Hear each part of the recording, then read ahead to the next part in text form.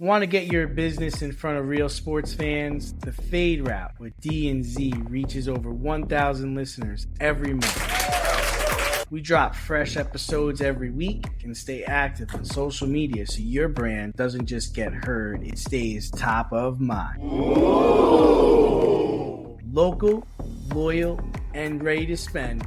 That's our audience. Are you ready to be part of the in crowd? Yes! Let's talk about how we can increase your foot traffic or get people to visit your website. Email us today and or message us on our socials so we can find the best packages for you. You can hit us up at faderoutemail@gmail.com and find us on our socials at Fade Route Podcast. Coming at you from the AO Studios, it's the Fade Route with D and Z. Here are your hosts, D and Z.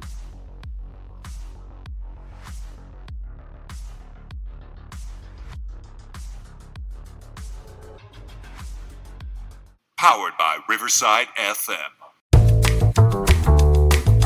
Coming at you live from the AO Studio. AO. It's the Fade Route with D and Z. I am D, and we've got a great show for you tonight. Christian Wilkins gets cut. Suns are back in the news, and more gambling investigations in baseball. But we begin today's show with the passing of the immortal Hulk Hogan at the age of 71. Hogan was larger than life. His 24-inch biceps and 6'7" frame were incredible. His battles against Andre the Giant and appearance in Rocky III put the WWE on the map. After historical success with the WWE, Hogan moved over to WCW as Hollywood Hogan and turned heel, where he created the New World Order, the NWO. Vince McMahon, WWE fans, AEW, and anyone who watches wrestling today owe everything to Hulk Hogan. So Z, how will you remember the Hulkster? It's a very loaded question, especially in the past 15 years. I want to be diplomatic and say about 15 years. Back to the Gawker lawsuit, the sex tape, claiming that Hulk Hogan versus Terry Bollea, he split himself into two different people, as if Hulk Hogan the character, and then Terry Bollea the human being.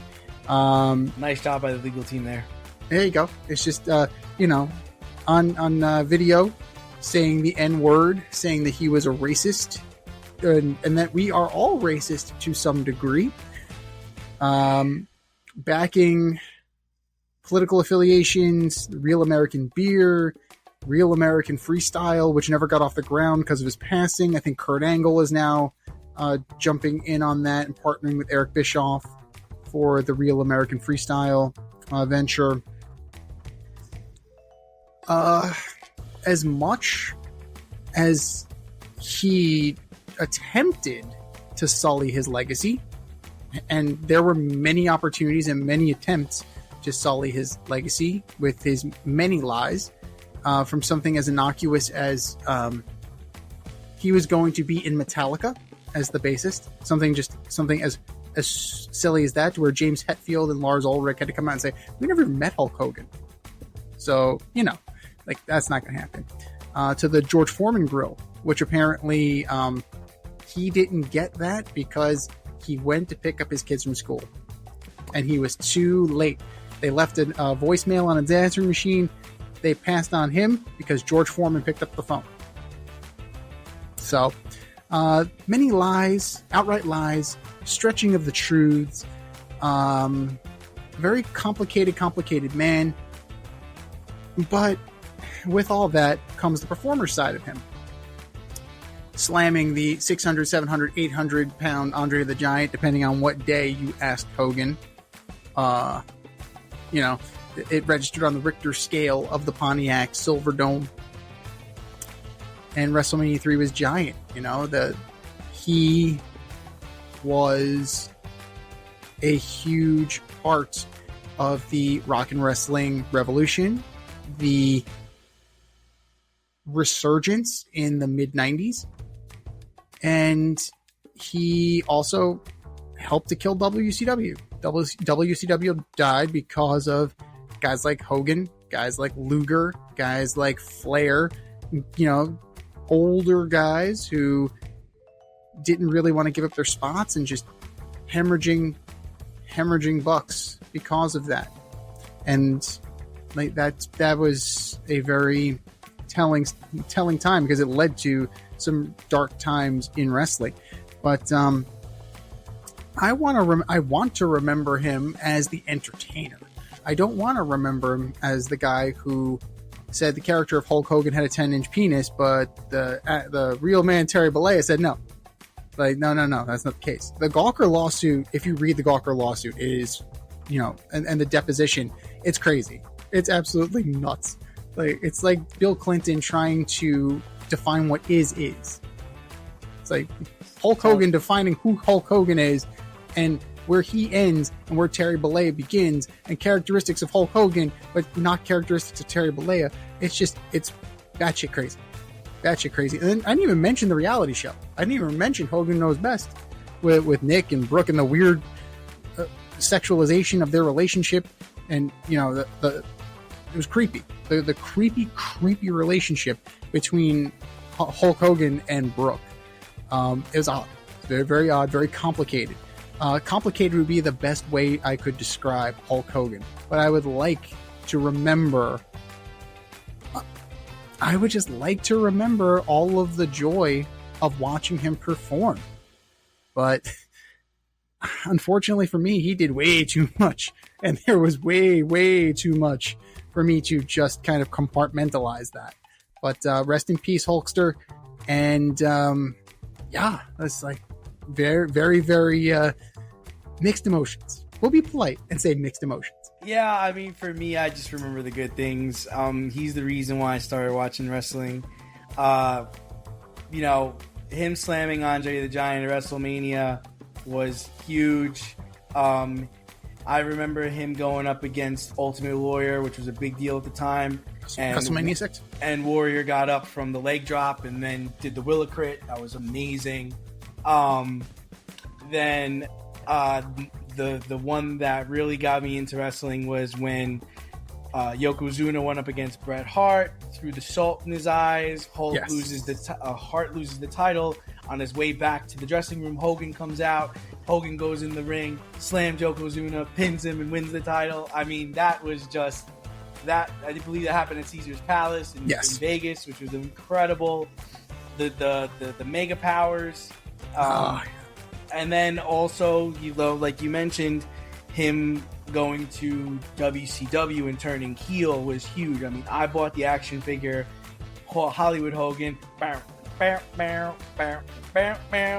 NWO, writing the NWO on the back of people with spray paint. The NWO belt was still a belt that I would love to get one day. It has the NWO on it. New World Order. Then because of that, they created new NWO Wolfpack. I always considered myself a Wolfpack member. But yeah, I mean, I have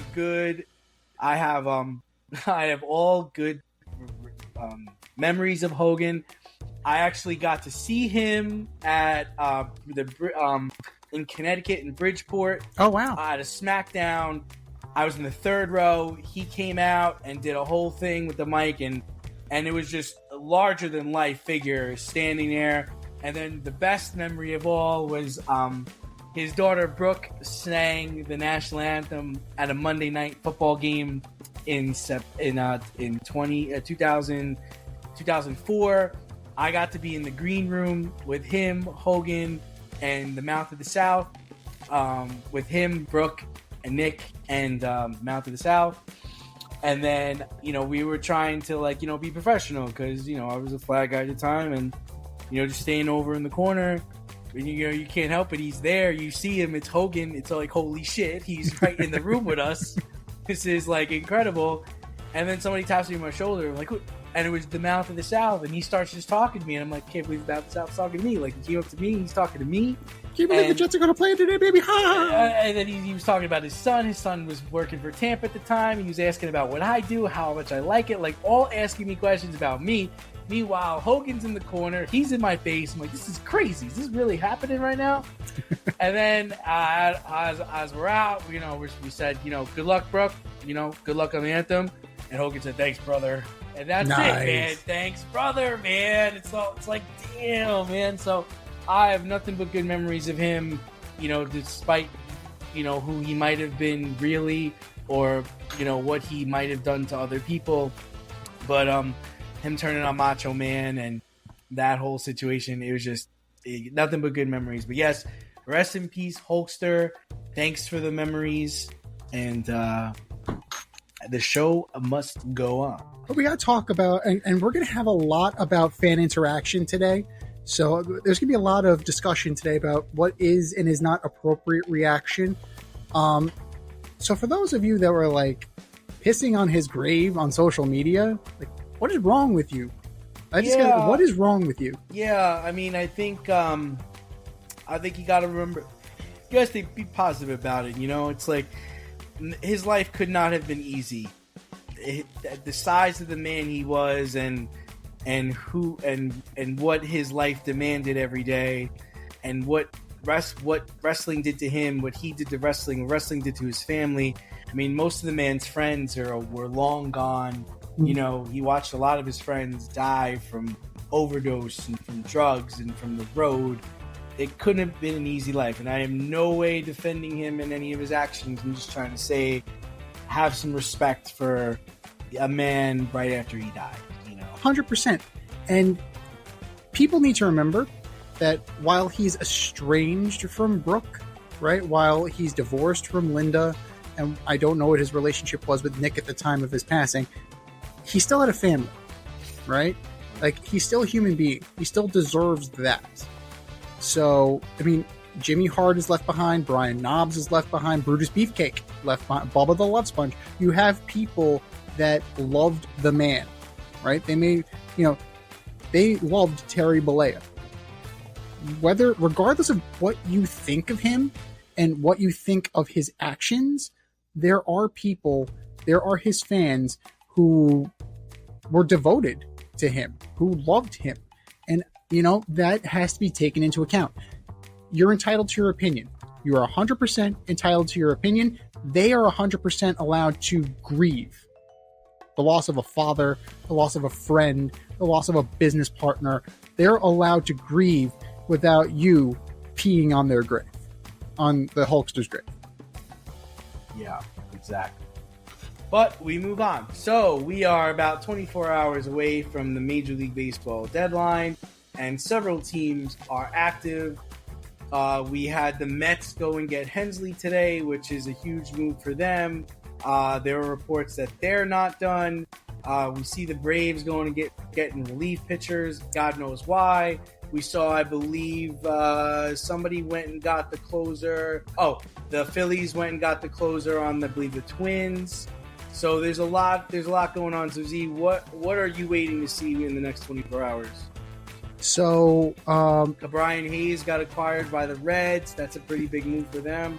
I still think Rogers is going to get flipped, though, because you have major league relief talent going back to the Pirates, who are dead last and who have no aspirations for a playoff race. So I'm assuming that Rogers is going to get flipped as an asset. An interdivision trade like that I found very interesting, an interdivision trade. You also go back to Josh Naylor. Like, Josh Naylor is now on the Seattle Mariners. Like, that broke after last week's show. So I'm watching Eugenio Suarez, right? He got hit on the hand, I believe, on Sunday. Yeah. So X-rays are negative. We're going to see what happens. He's not playing today. Yeah, so they're probably holding him out until he gets dealt. So I would say, Ryan McMahon got traded. Ryan McMahon's a Yankee. So that took them, two lower level prospects. It didn't take Jones. It didn't take Lombard. And it didn't take Duran. That's who went to the Phillies. And Johan Duran got traded without the Phillies giving up their top prospect. They gave up number 4 and number 6, though. Yeah, but you know what? They kept number 1. They kept Painter. That's what they were trying to do. That's all they were trying to keep out of the trade was we're not giving up Painter. So there's something that teams can kind of see where the market is. Like, it's going to take you 2 top 10 prospects or 2 top 20 prospects and a major league player. When you look at the Rogers deal, because Tyler Rogers went to the Mets too. So in 2 trades today, the Mets bolstered the back end of their bullpen. Tyler Rogers cost them the number 10 pick, the number 10 prospect, number 12 prospect, and Jose Butto from the major league bullpen. So that's a lot. It's a very rich move for a guy who's going to be a free agent at the end of the year. And I get he's a 1.8 ERA. I get he's having a great year. He's 34 years old. He's going to be a free agent. That's a steep price. It shows that the Mets are going all in, right? Helsley, trading for Helsley, you gave up Jesus Baez, who I believe is the number 7. So 6 or 7, somewhere in there. So you're pushing your chips into the middle of the table if you're the Mets, right? You now have a strong back end of the bullpen. You've moved Stanek into like the 6th or 7th inning. You moved Garrett into the 6th or 7th inning. You have Gregory Soto that you acquired. You have Brooks Raley, who you signed as a free agent. You have players, right? And if Oscar Brazaban takes his 2 weeks and comes back, like, he'll be, nice and refreshed because he was overworked in the majors. As far as who I'm looking for, Mason Miller is a guy that is on the radar for the Mets. He's on the radar for the Yankees, the Phillies. So we'll see if he gets moved. Most likely he's not going to, but I would like to see. I'd like to see teams try. I'd like to see that. Jones, Lombard, Schlittler. Like, what do you got? What are you gonna put in front of Oakland? Excuse me, the Athletics, to pry Mason Miller away, right? Eugenio Suarez, what's it going to take? Because again, he's a rental. The rental price is high this trade deadline. So I'm looking at those 2 guys. I'm looking at Steven Kwan. I'm looking at Smith from the Guardians. Those are 2 guys that could be had. I've also heard that Shane Bieber might be getting floated around in trades, but they're looking at medicals and they're not sure about how he's going to hold up. But there are teams out here. I'm waiting for the Dodgers to get involved. Right, the Dodgers are quiet, and that's disturbing. Right, the Padres are trying to dangle Dylan Cease. They want major league caliber talent. They don't want prospects. They want guys who can plug and play right now. So if the Yankees want him, they're probably going to have to go Dominguez and Rice. Like, they're going to have to go with major league caliber players. I mean, they're probably not going to want Volpe. They're probably not going to want another shortstop because they have an infield full of shortstops. So maybe because he's garbage and he leads the league in fucking errors. Possibly. I used to think he was hurt. Now I think he just can't fucking see. Well, they might need to have his vision checked for sure. But teams who I'm looking for Luis Robert. What are the White Sox have a couple guys they can get rid of? Are they going to unload them? Are they going to be able to? Or is the asking price too high? The Orioles still have some players that you can probably pry away. You have all the veterans on the Pirates. You have all the veterans, on the Diamondbacks. I think they're still out. And now the Twins. Rumor has it, Carlos Correa is coveted by the Astros. Now that would be a very interesting get. Play where? So with him, you're probably looking at, you're either spelling Pena a couple days, and then he's batting 246. Probably DH. What do they need him for? He's terrible. They're winning more without him. They are in first place, so they're looking to upgrade wherever they can upgrade. So because we know that Buxton is out, and Buxton will be out for the foreseeable future. And another team to look at, the Braves. They have some guys. They have Ozuna. They have Iglesias. We seem to be in buy mode. Why they got Carrasco for God knows what reason? Then they going and getting another reliever from the Rockies. The Rockies, that's the team you want to get relievers from? Atlanta is lost 21 of their last 29 fucking games. Atlanta's tanking. They've been shut out 5 fucking times. They're fucking tanking. Acuna just went on the IL, and I don't think he's coming back. His Achilles is tight, and they're just like, fuck it. No, Fuck he's it. done. Shut him down. Shut this shit down. Trade Sale. Trade Acuna. Trade them all. Not Acuna. What's his face? Riley. No. Oh yeah, I'd trade Riley or the second baseman. Albies. Oh, Albies? Trade Albies. Yeah. Trade them all. Suck. We ain't winning shit. Trade them all. So who is on your radar? Who are you looking to see? For me, it's Zach Gallen. Whoever gets Zach Gallen is probably going to get to the World Series, get to the championship game. Whether that's the Dodgers, the Yankees, the Cubs, the Astros. Imagine if the Astros went and got Zach Gallen. Ooh. I don't know. And then I was surprised that the Yankees didn't get Paddock. That was a miss. That was a total miss, guys. What are you doing? He would have been perfect. They're fixed on Alcantara. They're very target fixed on Sandy Alcantara. Trash. He's trash. Yeah, so that's who I'm waiting for. It seems like the Angels are buyers. That's fucking weird to me too, because I thought this would have been a perfect time to sell Trout off to the Phillies or to whoever. This is it. This would have been, hey, we tried this year, but they've played like shit the last 2 series. They got swept by the Mets. It's like, guys, they're buyers. They went and picked up somebody. What the hell are you guys doing? And Suarez, Suarez too is the other guy, which I would think, that he's gonna go to the Mariners. I would think. The Yankees got their third baseman now, so they're not going to get him. So yeah, I would think he would go to the Mariners. But whoever gets him, it's a big time home run pump right there. Not for sure. And the Mariners are always looking for that injection of pop into their lineup. But I mean, the Angels are only 2 games under 500. Yeah, I get it. You're bad. You are a bad team, but it's the illusion of the third wild card. Like, this is what we've been talking about for a couple of years now. They still think they're in it. The Guardians are 1 game under. The Rays are flat 500, right? But everybody thinks they can catch the Mariners, who are only 6 games over. It's possible, right? You get hot, they get cold. We've seen it happen. Catching the clap is possible. That's not possible. But, you're looking at, obviously, you're looking at the Orioles, A's, and White Sox. They aren't going anywhere. That's pretty much established. Yeah, because the O's are sellers, right? They traded the pitcher. They sold off to the Mets, right?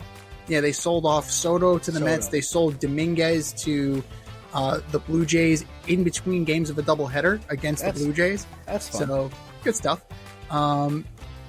Felix Bautista is hurt, so probably not going to get rid of him. But your old buddy Charlie Morton might be available. So they have some pieces. Laureano, former Brave, he may catch some attention there. And then I'm confused by the Rays. I hear reports that Brandon Lau is on the market. And then they're going and they're adding Nick Fortes. They're not making moves that make sense. Yeah. They're just sitting at they're sitting at 500, but they're not making themselves any better. They're not making themselves any better. They're not making themselves any worse. Just kind of rearranging deck chairs here in hopes that things will somehow turn around. A dream without a plan is a wish. Step outside of your safe area and make a statement without saying much with FCK Clout Lifestyle Apparel. Embrace the colorful chaos and stay emotionally regulated in their graphic tees, hoodies, snapbacks, accessories, and more.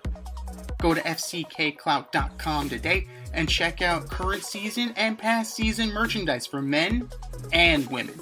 Get it while you can. That's fckclout.com. Check them out today. fckclout.com.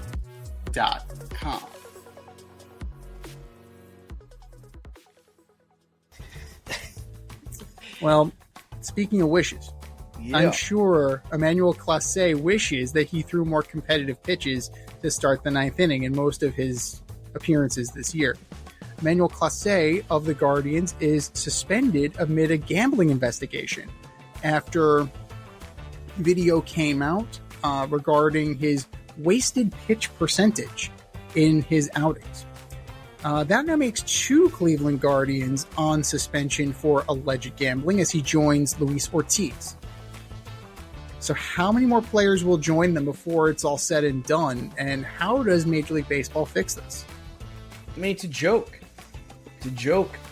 I mean, you have this all but ends the Guardians season, because they'll not gonna be able to contend without their closer for a whole month. This hurts their chances to make trades at the deadline. Kwan's not going to come back after this. They have to trade Kwan now too. This whole thing is a disaster. You know, I can't. Of all things in baseball, like, you've just ruined like the character of baseball. Who could trust what anybody's doing or believe anything that's going on? You know, you're constantly accusing players of fucking gambling. Now, I don't know if he's guilty or not, but let's say he's not. You just wasted a whole month of his fucking career for what? You know, just because he's not playing well, like, because it's questionable how he's playing. They have a huge problem, and I don't know how you fix it, because you're in bed with them now. Like, you're like gambling partners with them. They're sponsors. Like, where does this go? Which one's going to be the first on? I don't know how you get rid of it. They're making so much money hand over fist on it. How do you get rid of it now? You've become sports entertainment. And then we'll get to this story next, but then he has the audacity to walk into locker rooms and start talking about fucking a salary cap. Dude, go fucking fix this gambling problem. That's what you need to be focused on. You got to be worried about your product. Everybody questions your product. And then the worst part about this is, when are the lawsuits going to come in from people who lost money betting on this stuff to guys that were cheating? When's that going to happen? Right. Is this all going to be like the steroid era? We're going to pretend like these people aren't on steroids or these people aren't cheating, and then someone's going to drop this 700-page document saying, okay, we were doing investigations and this guy cheated here, this guy cheated here, this guy gambled here, this guy gambled here. Is that what it's going to take to put an end to gambling in sports or gambling in baseball? How coincidental is it that you are letting Pete Rose into the Hall of Fame, and at the same time you're fucking condemning guys for doing exactly what he did? What are we doing? What are we doing?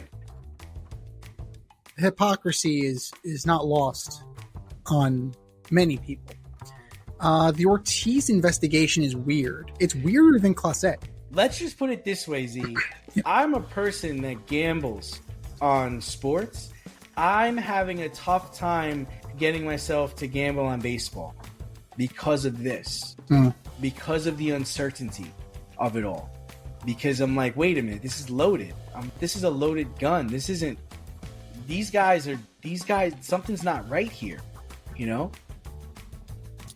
Well, I mean, at this point, what sport would you consider legitimate? Because how many times do we have to hear that the refs are fixing it for the Chiefs? Like, that was a running story. We had a player banned in the NBA for gambling. We had Terry Rozier investigated for gambling. So it's clear as day. You can't bet on baseball as soon as you walk in. That doesn't mean you can't be aware of the line. So that's something, right? And we've been seeing it, right? Players are more than aware. They play fantasy football. They play fantasy baseball. Like, they play fantasy sports. They're gambling. They're human beings. Not only this, though, but you sent me an article where Giolito's getting threatened. Death threats. So gambling is not only affecting players who are cheating, but it's affecting those that have now added pressure that just maybe not playing so well. And now he's got to deal with death threats because this guy had money on the game and I blew it for him. Like, what the fuck are we talking about right now? Yeah. Well, not just him. It wasn't just Lucas Giolito. It was also his girlfriend. So you have situations like with doxing, where people can find out where you live. Swatting, they call the SWAT team on you. So you have scenarios where people with an axe to grind are grinding that axe, right? They're leveraging what they have to access the player, and it's a really it's a scary world out there, man. Like, think about if you remember 61. Roger Maris was getting letters at the stadium about, you better not break that record. Right? Or else. Similar vein, man. Except now they can hit you even closer. They don't have to just write you a letter at your place of employment. Like, they can get you right in your pocket. They can get you right in your phone. And they're waiting for you. It's a brave new and scary new world that Lucas Giolito's had to deal with. I believe Freddie Freeman had to deal with that. Like, what the fuck is wrong with people?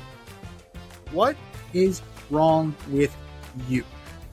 But also, to be fair, these, how are we going to be able to tell somebody who's throwing a game versus somebody who's just not good? Right? Clase, he's kind of all over the place. Like, that's who he is. He's got a hard slider, hard cutter. His job is to not put it over the plate.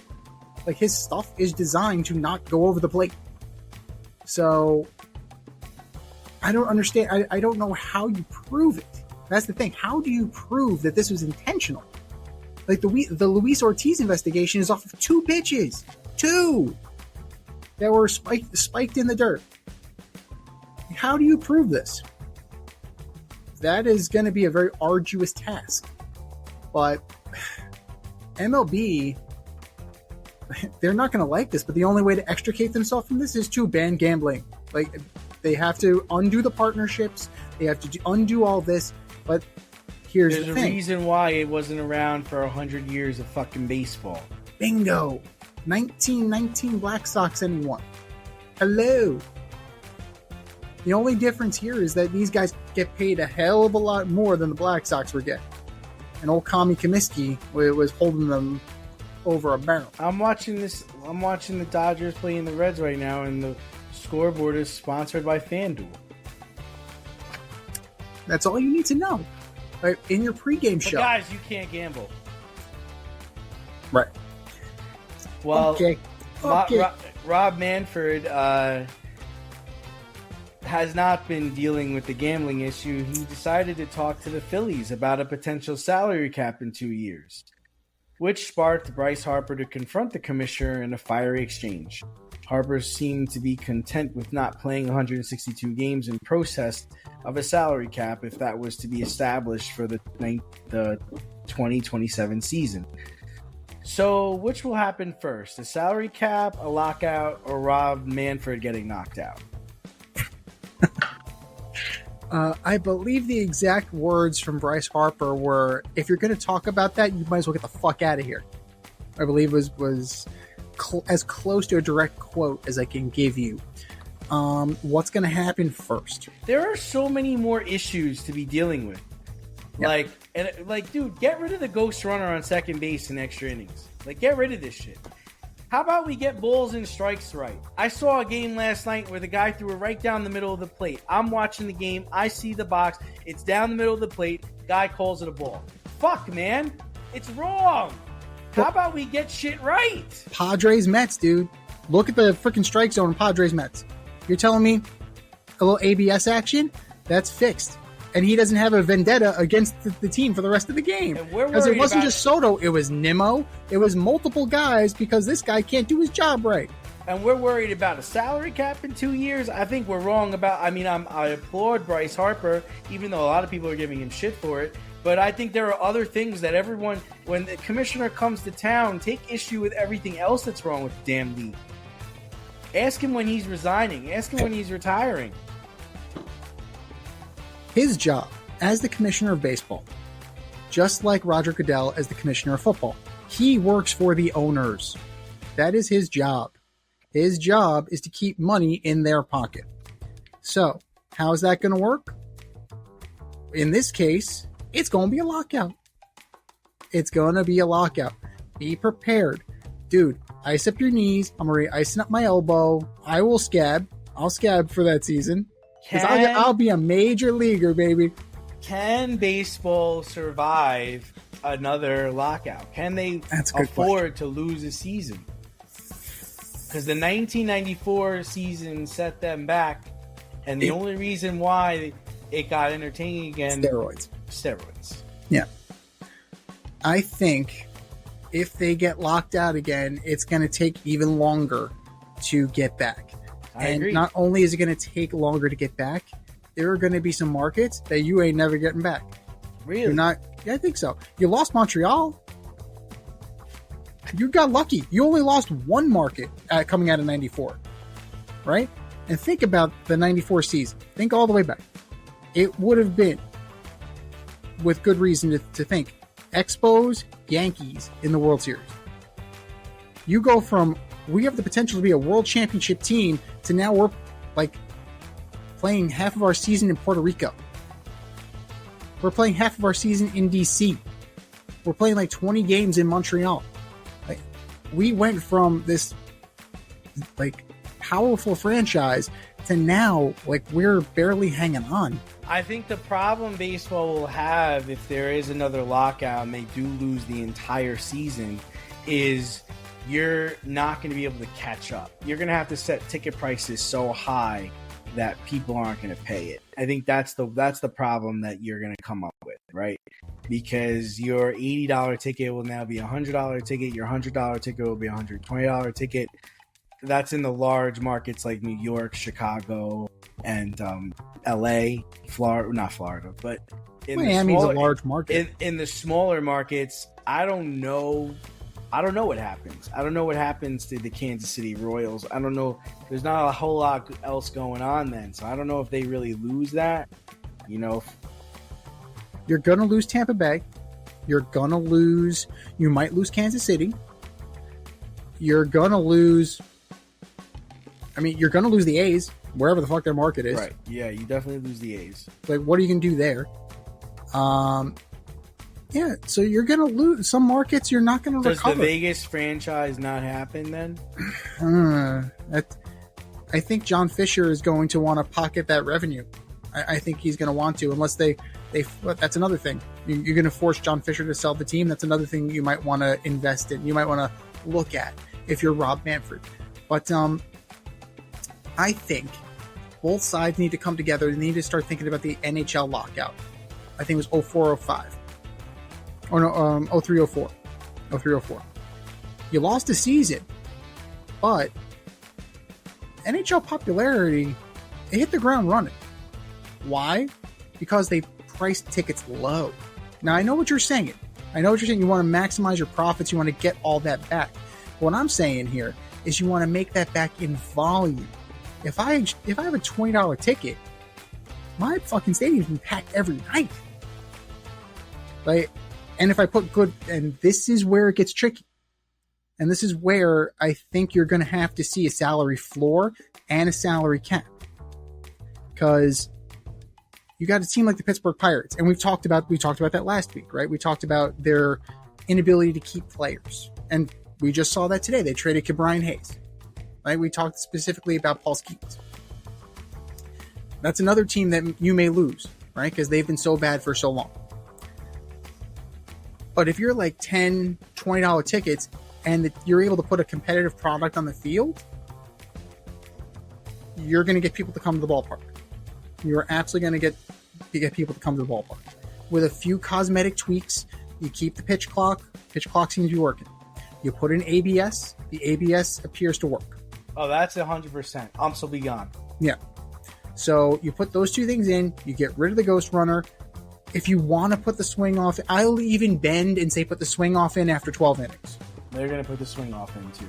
So you do those three things, plus the salary cap and the salary floor, you might be able to stop a work stoppage. you might be able to. Because right now, you're saying if they do those things, then they're gonna need to do something to stop this inevitable work stoppage. Oh. It's inevitable, man. Like I've said it last week, we're marching towards that. The players are not going to go for a cap seat. They're not going for it. No well, way. Enjoy being unemployed then. I don't know what to tell you. They will. They make enough money now. And that's the problem. They make more than enough money. Soto could pay that whole team. Exactly. They should. Some of these players have the gross domestic product of a small country. Like that's their salary. So, and that's where they're from. They're going to go there and where it's worth quadruple. And meanwhile, it kills the sport here. So it's greed on both sides. Greed on both sides are going to kill everything. I am all for them not having a salary cap. I don't care. Honestly. If the Rays don't want to spend money, don't fucking spend money. It's your prerogative. Do whatever you want. It's your team. You know, it was a different story, years ago when not everybody was spending as much as the Yankees were.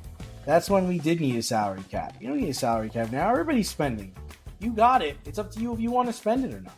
You don't want to spend it? Then be a mid-level team that makes the wild card. You make your money in the first and second round, and then you're gone. Okay, that's who you are. You can't do it in baseball. It just doesn't work. Okay? It's not going to work. There's too many players. You're going to create a, I don't think there's a lot at the top. I think everybody has a chance to compete. I've seen the shit Rays make the World Series. I've seen the Florida Marlins win it twice. With superstar players that they had to sell off because they couldn't afford them. They pick their spots. Pick your spots. Be creative. I've seen the Oakland A's win 22, 23 games in a row. It can be done. It's not like it can't be, especially in the new format. Like, you really just need to play really, really good the last 2 months of the season. And you'll get there. You'll get in. You'll be hot enough. I don't like the idea of making teams pay a certain amount. Like, I don't like a floor. And on the ceiling, that's what are you trying to do? You're just trying to prevent like an Ohtani and a Soto. That's just something that the Dodgers and the Yankees and all those rich teams can do. They want to do that? Do it. Go for it. Buy your championships. And then when you lose, how are you going to justify that? Here's the problem. 65% of the players in the league make damn near close to the league minimum.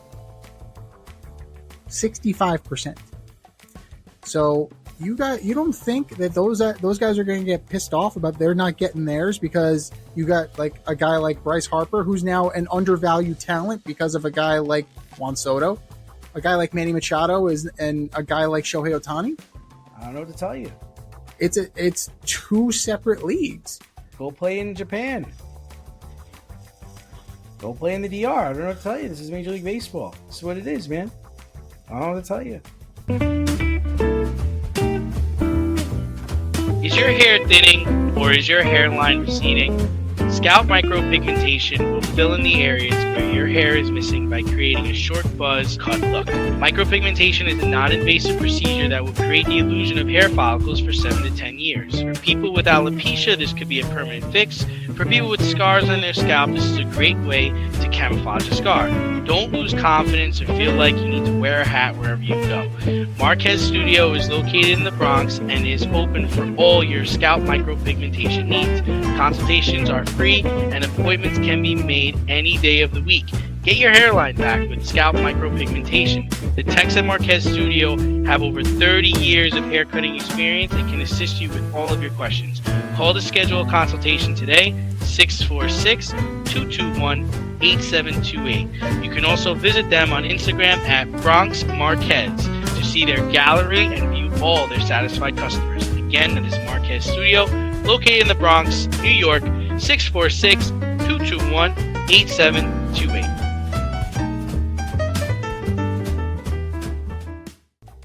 Moving on to football, Christian Wilkins was cut by the Raiders only a year after signing a 4-year, $110 million contract.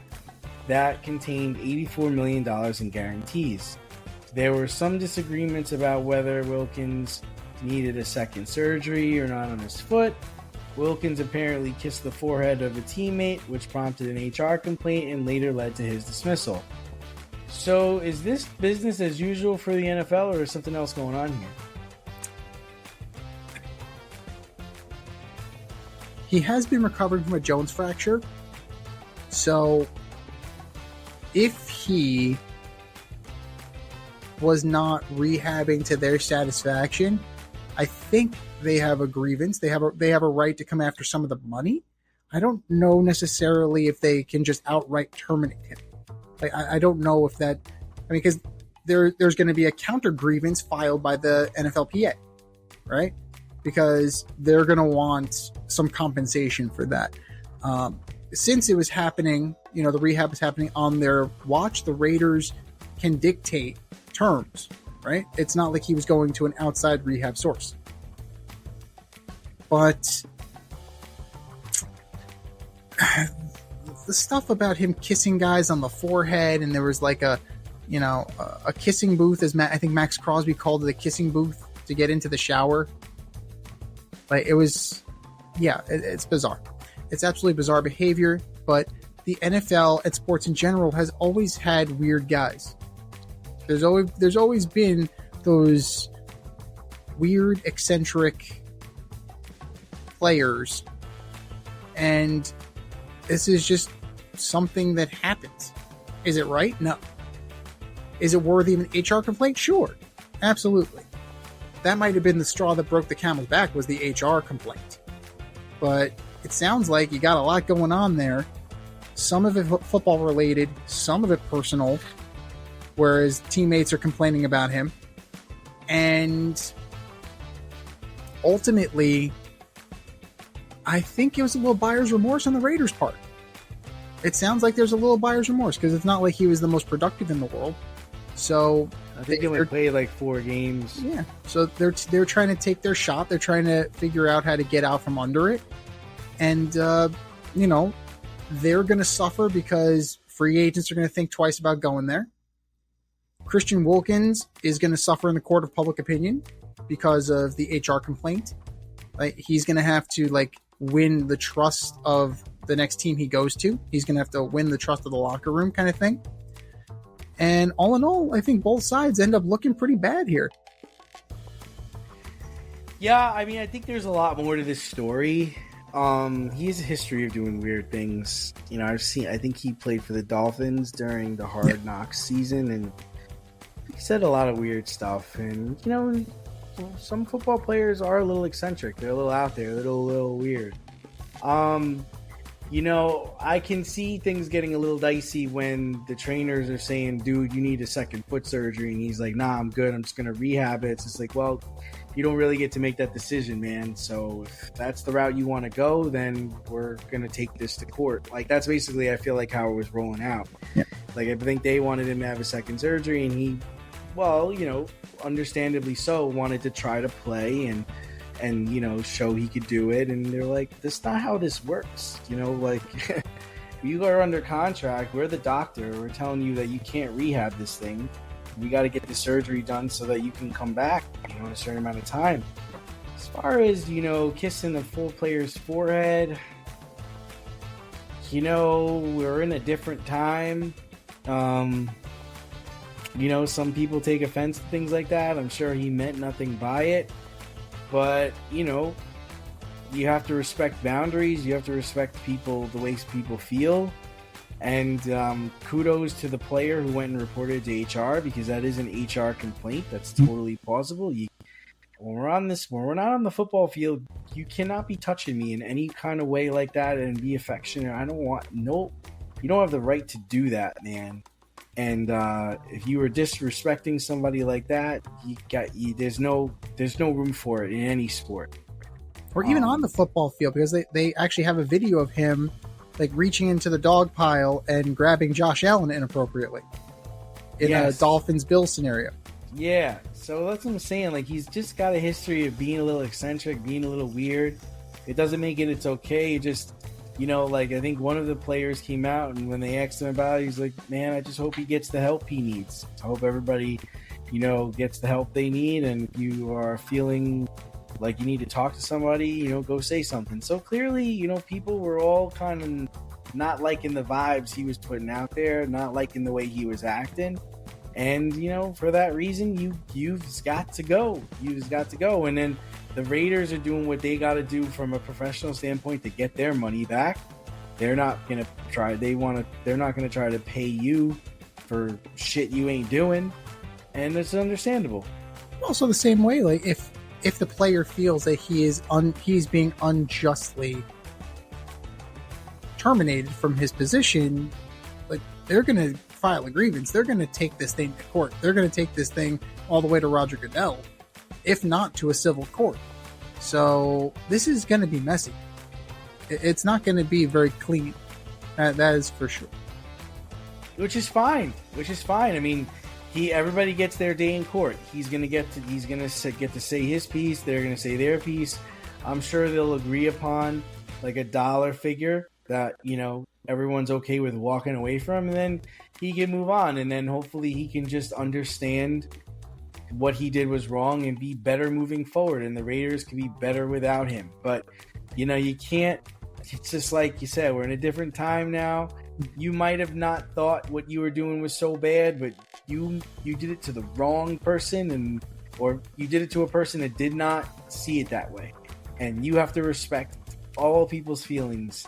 And so hopefully he learned his lesson, and hopefully everybody else who saw this happen understands there are a lot of do's and don'ts, and this is a don't. It doesn't matter what contract you have. It doesn't matter what kind of player you are, but there are lines in the sand, and you do not cross them. No matter if it's football, baseball, basketball, media, hockey, soccer, it doesn't really matter. You just have to respect other people's personal spaces and other people's boundaries, especially when you're not on the football field.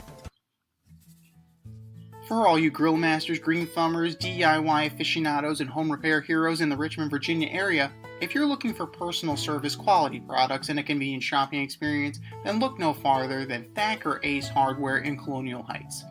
Owner Don Rackley and his team of local experts have everything you need to tackle every project around the house.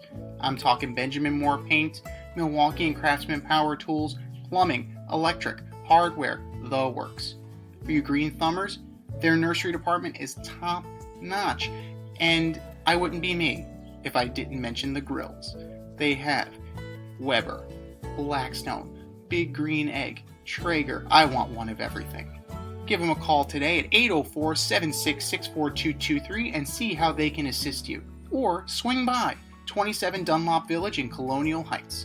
That's Thacker Ace Hardware, 804-766-4223, or swing by 27 Dunlop Village in Colonial Heights. Thacker Ace is the place with the helpful hardware folks.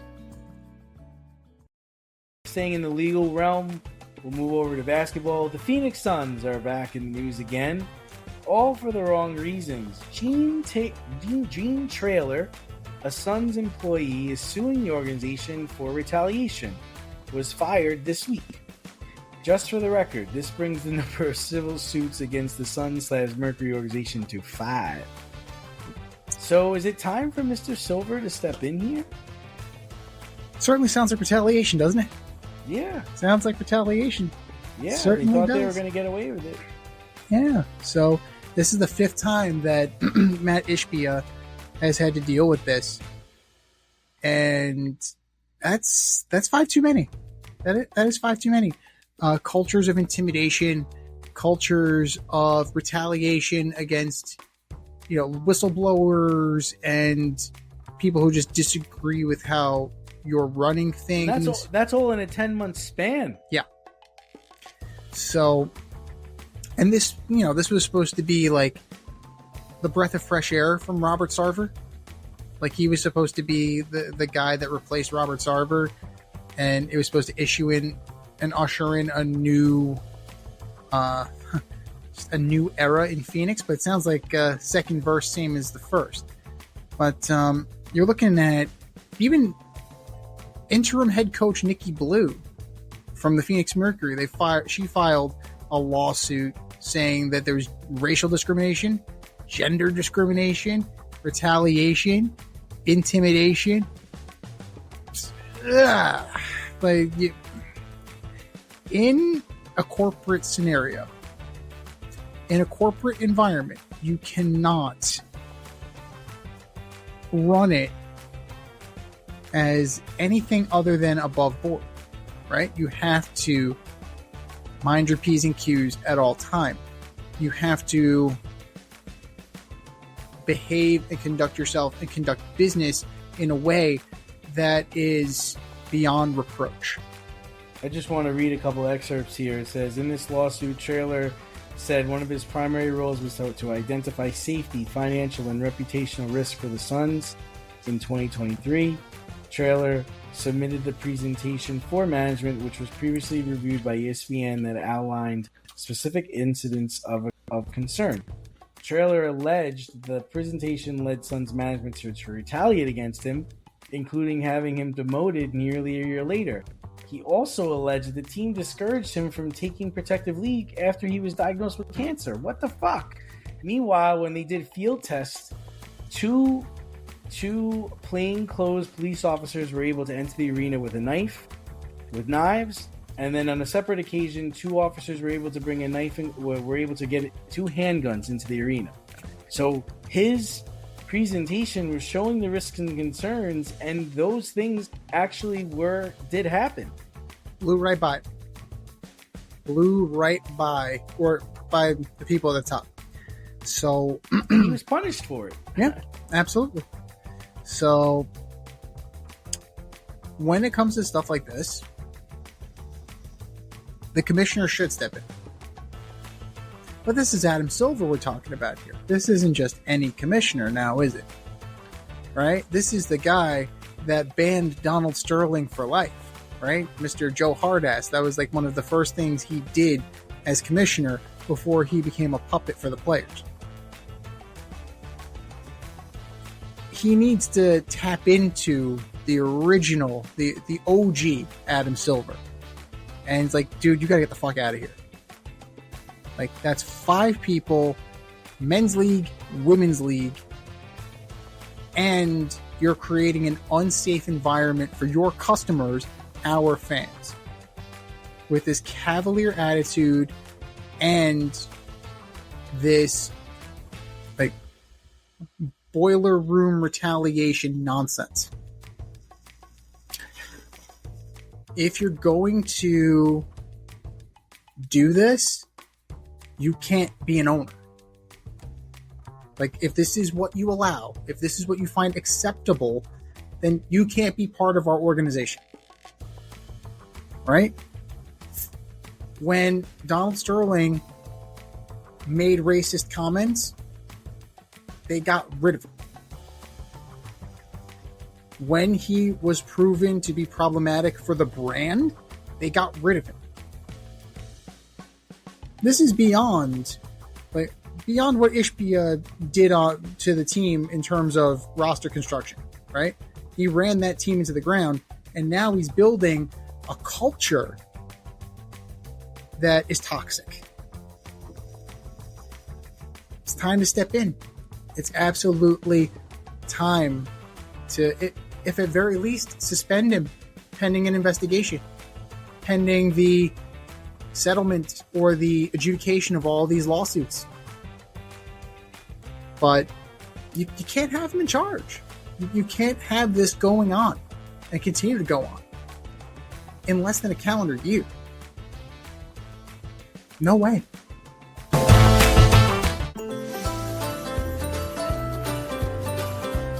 Avoid messy accidents. Get better stopping power with your brake pads. Callahan brake pads. You never know when you'll be driving in the road and there will be a truck tire that you need to avoid and save your family.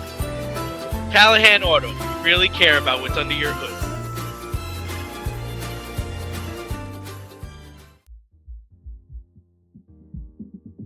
The choice is yours. Swipe left or swipe right.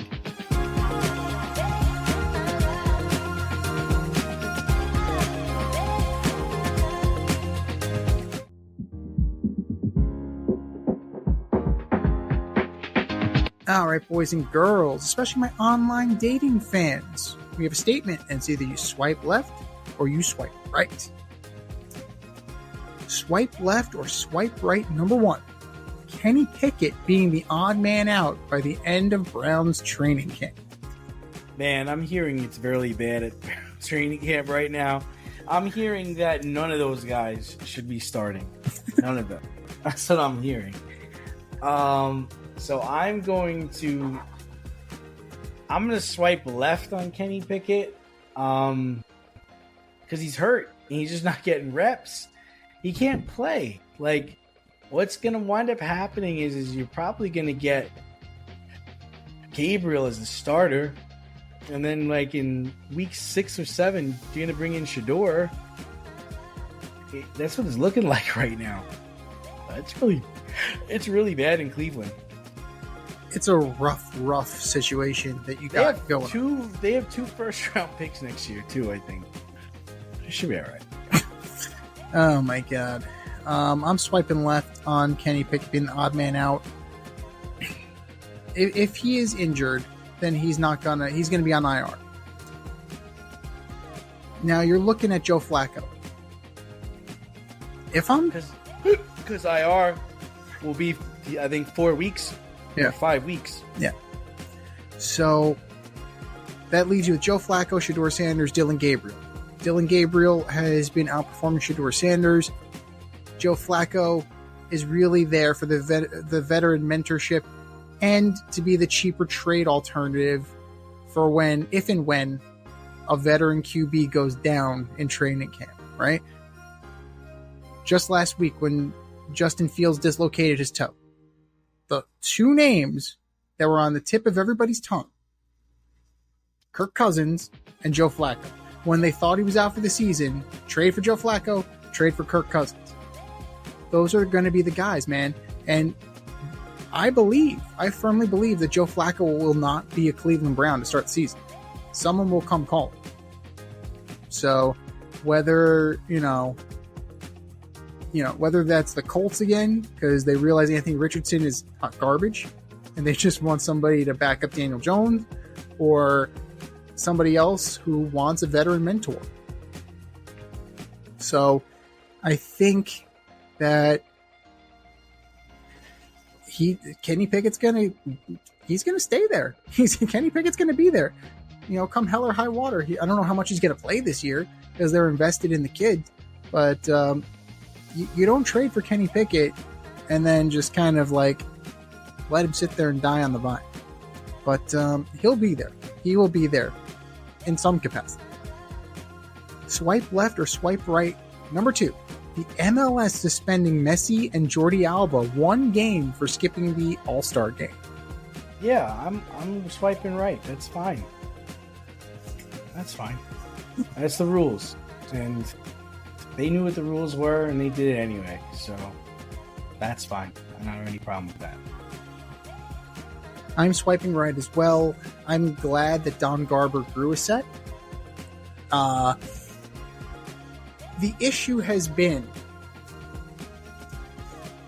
are there 2 sets of rules? And this is something that we've been discussing for a long time. Are there 2 sets of rules in sports? One for the superstar and one for everybody else, right? If the 4th or 5th man on NYCFC, or if one of the guys on the San Jose Earthquake said, fuck it, I'm not coming, how quickly would that suspension have come down? Right? But because it's Leo Messi, because it's Jordi Alba, right? They just brought Thomas Muller into the league. When Thomas Muller makes the All-Star team, you have to hold the superstars to the same rules and the same regulations that the rank and file player has to follow, right? Major League Baseball, I think, is going through that right now. Football is going through, every sport is going through that right now. There seems to be 2 sets of rule books. One that applies to the superstar and then one that applies to the rank and file player.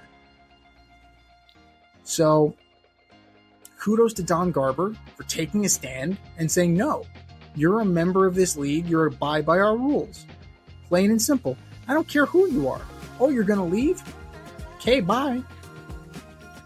The league existed with you. The league will exist without you. Right? And I understand, like, Messi moves merch. Messi sells tickets. I get it. I understand that. But at the same time, Messi needs to be out in front for the league. As a superstar player, it's your responsibility to be out in front and be the face of the league. We had the same issue with stars skipping out of the MLB All-Star Game. You go there, you tip your cap, and sit down. It's not hard. You go out there, you tip your cap. When do I get paid? As Jimmy Dugan once said, I went out, I smiled, I tipped my cap. When do I get paid? My little hat, and when do I get paid? Bingo. Like, it's a transaction. It's part of being the face of the league. You have to. Fourth inning, I couldn't figure out if you were drunk or dead. Anything worth doing is worth doing right. Love that move in the fourth and you scratched your balls for an hour. But seriously, like, that's all you're asking. That's all they're asking of you. Just go there, doff your cap, and sit down. That's it. We paid you a little bit more because you'd be a little bit more less disgusting. I certainly used the money. That's all you got to do. That's all it requires. It's part of the job. If you don't want to do the job, then too bad. There are consequences for your actions, even if your name is Leo Messi.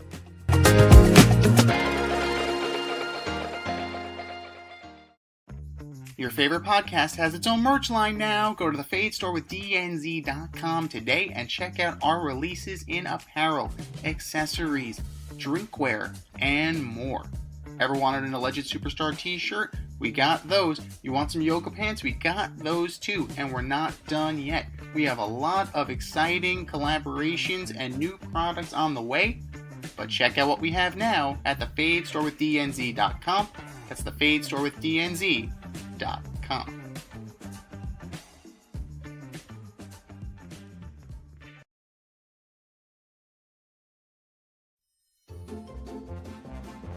Who's the best of the worst this week in sports? The Fade Store presents the Alleged Superstar of the Week Award.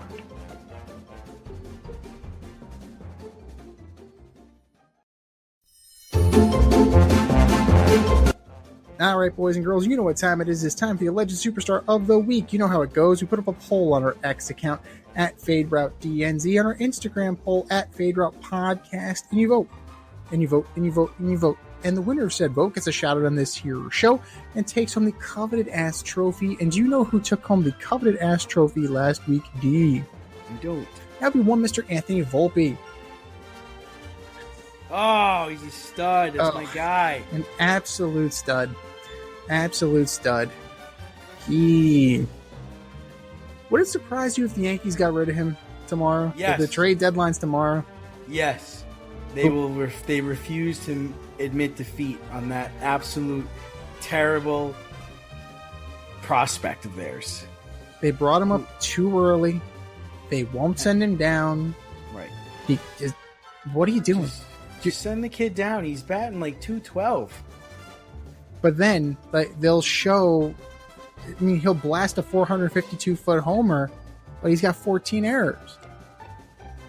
Leads majors. Well, that was last week. This is this week. Who are your nominees for Alleged Superstar of the Week, D?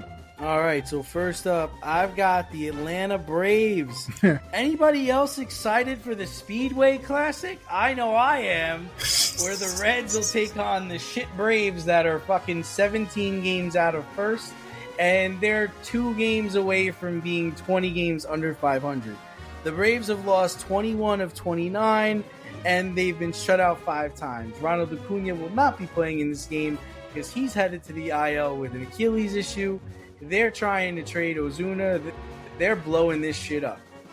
Atlanta Braves, you are my Alleged Superstars of the Week. Next up, I've got Rob Manfred. Rob Manfred, you decide to go into the Phillies dugout or the Phillies clubhouse and talk to these guys about a possible salary cap in 2027. You're lucky you got out of there with your life. You're lucky you got out of there with your life, dude. There are so many more issues with baseball. You got gambling, you got ghost runners, you've got terrible umpire play. Get your house in order. Get your priorities straight. Stop taking the tour around the world talking about a salary cap and work on fixing the game. Rob Manfred, you are my alleged superstar of the week. And the next one I got are the Clippers. Ooh. Signing Chris Paul? Your favorite. You have now become the oldest team in basketball with the average age of 34 years old. Striking comparison to the Thunder, who the average age of their team is 25. And just by the way, you'll have to beat them in a fucking 7-game series to make it to the NBA Finals. So I don't know what Kawhi Leonard, Chris Paul, and James Harden are going to do against anybody. Los Angeles Clippers, you are my alleged superstars of the week. What do you got, Zeke? Good choices. I mean, you can't go wrong with any of them. I am going to start with Agent Zero. That's right, Gilbert Arenas. Arrested on charges of hosting illegal poker games in a home in Encino. Was that really necessary to turn your house into an illegal high stakes casino? You got a podcast, right? You're well known. You made money in the league, and apparently, like a member of Israeli organized crime was there. Like I don't know. Is this Rounders? Is this the movie Rounders come to life? Like, is that really happening? Is this really happening? It feels like we're being punked. But Agent Zero, you are my alleged superstar of the week. Number 2. The tandem of Pete Alonso and Francisco Lindor. Since June 13th, they are tied for the worst hitters in Major League Baseball since June 13th. Pete in himself has dropped almost 50 points in his batting average. Wow. Yeah. So there's something going on right now. And their lackluster play goes 50 points. Yeah. It goes as their stars go, man. And you can tell they're pressing. Soto's pressing too. You saw him freak out last night and almost get tossed. So, as good as the Mets are, like there's a lot to be concerned about. They addressed it with the bullpen. The offense is next, man. But the alleged superstars of this team are starting to feel it, and it's showing. Alonso, Lindor, you are my alleged superstars of the week. And then number 3, I gotta go with Skip Bayless. Yesterday there was a tragic shooting in New York in the building of NFL headquarters, among other businesses, and Mr. Bayless had to put out his opinion on things. Quote, "Thank God the New York City shooter apparently took the wrong bank of elevators and didn't make it to the NFL floors. He reportedly bizarrely blamed the NFL for what he believed to be his CTE, suffered from playing high school football," end quote. 6 people died yesterday. Oh, they did die. 6 people. I believe 6 people are dead. Wow. Including the shooter. But that Putz's first reaction. Thank God he didn't make it to the NFL offices. What the fuck is wrong with you? No, seriously, no. But what is wrong with you people? What is going on? Do we really need to have a discussion about etiquette? Do we need to have a discussion about civility and what it means to be a human? You need to learn how to choose your words better, because people died yesterday. Thank God he didn't make it to the NFL offices. Oh, yeah. Thank my lucky stars. Fucking ridiculous. Skip Bayless, you are my alleged superstar of the week. I think we said our piece. Go to our X account at FadeRouteDNZ. Go to our Instagram poll at FadeRoutePodcast and vote. And for our nominees. You're better than that. Just do better. Just do better. This has been the Fade Route with DNZ. Thanks for tuning in tonight. Catch our podcast on Wednesday nights on Spotify, iTunes, iHeartRadio, or wherever you listen to your podcast. So until next time, stay fade, everyone. Time for us to run the go route. We'll talk to you next week.